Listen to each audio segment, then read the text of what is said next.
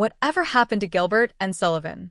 Once theatrical icons, Gilbert and Sullivan, co-creators of famed comic operettas including HMS Pinafore and The Mikado, have taken a noticeable dip in popularity in recent years.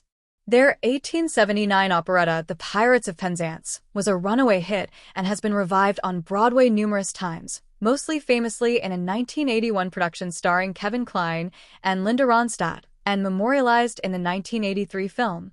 But now their work is mostly performed by community theaters. Roundabout Theater Company has decided to bring them back to Broadway with a bit of makeover. This new production, an adaptation by Rupert Holmes with new orchestrations by Joseph Joubert and Daryl Waters, does a laudable job updating the material for a contemporary audience, rechristening it Pirates. The Penzance musical, now set in New Orleans. As in the original, Pirates tells the story of Frederick Nicholas Barish, who has been duty-bound by his dead father to apprentice for a group of incompetent pirates.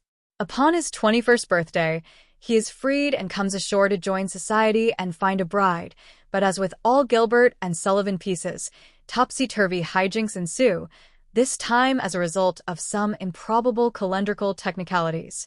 Before things get started, however, this adaptation begins with a meta-theatrical curtain speech by composer Arthur Sullivan, Preston Truman Boyd, who also plays the police sergeant, and writer William S. Gilbert, David Hyde Pierce, also appearing as Major General Stanley. They preface the performance by offering an unconvincing explanation for why this Pirates is set in New Orleans and has incorporated the city's colorful personality and exotic rhythms.